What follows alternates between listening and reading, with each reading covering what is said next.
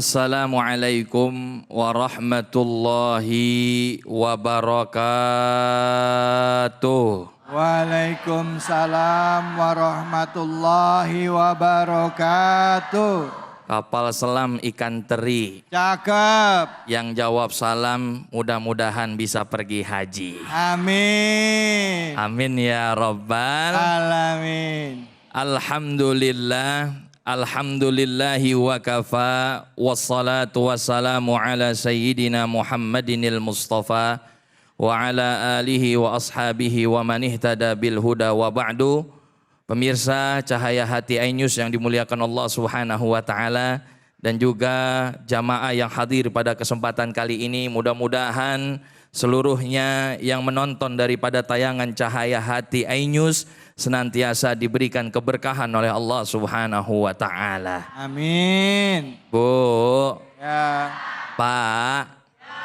Ya. Bapaknya ada di pojok. Alhamdulillah. Saya mau tanya, kalau berteman atau ketemu dengan orang yang ngeyel, kira-kira kita suka atau tidak? Orangnya bandel, susah dibilangin, kalau bahasa sayanya metu, keras hatinya, kira-kira kita suka atau tidak? Tidak. Nah, pastilah tidak ada orang yang suka kalau misalkan mereka memiliki teman yang keras kepala, apalagi yang keras hatinya. Di surah Al-Baqarah banyak sekali kisah-kisah yang bisa menjadi hikmah dan ibrah buat kita. Salah satunya surah Al-Baqarah ayat 67 dan seterusnya menceritakan bagaimana ngeyelnya dan bandelnya kaum Bani Israel terhadap perintah Allah Subhanahu wa taala berfirman, a'udzubillahi minasyaitonir rajim. Bismillahirrahmanirrahim. Innallaha ya'murukum an tadhbahu baqarah. Ini awalnya. Sesungguhnya Allah Subhanahu wa taala itu menyuruh kepada Nabi Musa untuk kaumnya yang namanya menyembelih sapi betina. Tapi apa yang dibilang daripada kaumnya? Qalu atattakhiduna huzwa, malah ngeremehin. Itu kata kaumnya. Mana mungkin Allah itu nyuruh yang namanya nyembelih sapi, itu mah perintah biasa aja. Tuh. Bener nggak? Qalu atattakhiduna huzwa, apakah engkau memang Nabi Musa ingin mengolok-ngolok aku? Qala a'udzubillahi an akuna minal jahilin. Lalu Nabi Musa berdoa kepada Allah, semoga aku terhindar daripada orang-orang yang bodoh. Coba Bu, udah Allah perintahkan suruh nyembelih sapi betina, mau atau enggak tuh kaum Bani Israel? Enggak mau. Malah nanya, apa? Bagaimana jenisnya? Qalu du'u lana rabbaka yubayyin lana mahi. Wahai Nabi Musa, coba minta kepada Tuhanmu. Ingat tuh, lihat kalimatnya. Ya. Minta kepada Tuhanmu, bukan Tuhanku. Ini Bani Israel belum ngaku kalau Allah itu adalah Tuhannya. Masih ngeremehin, masih mengolok-ngolok, masih mengejek. Itulah pertanyaan daripada kaum Bani Israel. Dia bilang apa? Sapi yang bagaimana? Coba jelasin kepada saya. Lalu dijelaskan, qala innahu yaqulu innaha baqaratun la faridun wala bikrun awanum baina dzalika faf'alu ma tu'marun. Allah ditantangin balik sama Allah. Akhirnya apa? Nih, cari sapi yang dia tidak tua, tidak juga muda. Susah apa enggak tuh? Pertama sapi betina, kedua apa? Tidak tua, tidak mau. Ditanya lagi, yang bagaimana sih maksudnya? Warnanya apa? Ditanya lagi.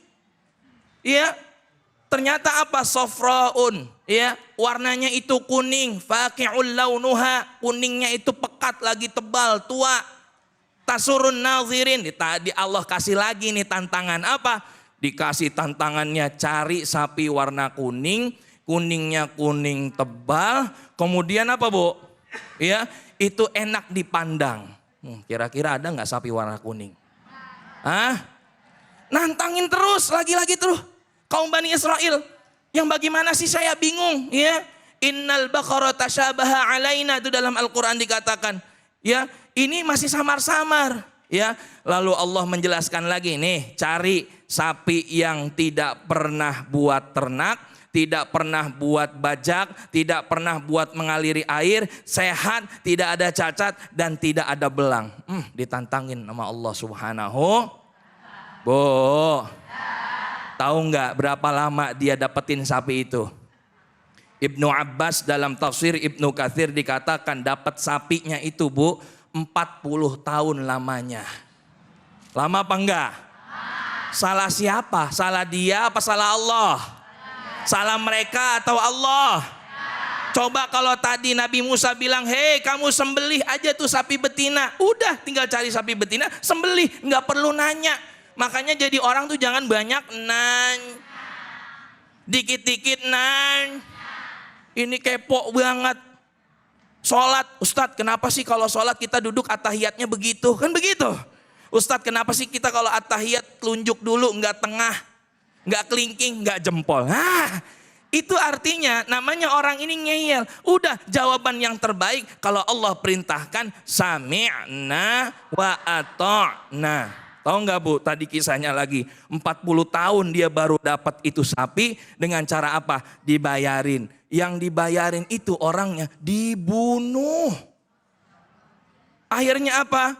Mereka saling berselisih dalam hal itu. Siapa yang ngebunuh? Siapa yang ngebunuh? Ternyata apa? Faqul latribu bi ba'diha. Suruh pukul tuh dengan daging tadi sapi yang disembelih.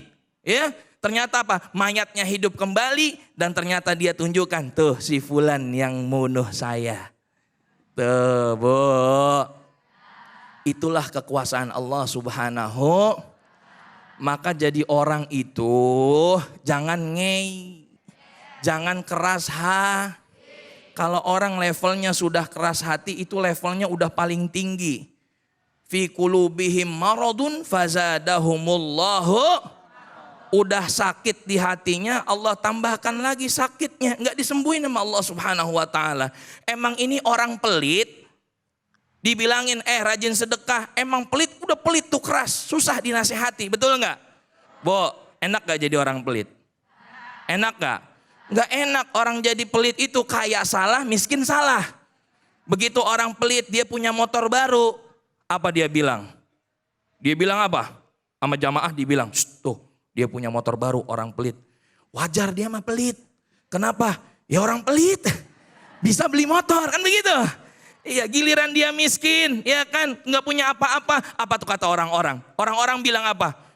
Tuh dia miskin. Kenapa emang dia miskin? Wajar, orang pelit tuh kan, bener nggak? Iya, makanya Bu, ya penyebab daripada yang namanya penyakit hati salah satunya pertama adalah dia banyak dosa. Yang kedua bermaksiat kepada Allah. Kemudian dia jauh daripada baca Al-Quran. Dan dia sering yang namanya mengabaikan perintah-perintah Allah. Dan juga jarang mencari ilmu. Masya Allah. Wallahu a'lam bishawab.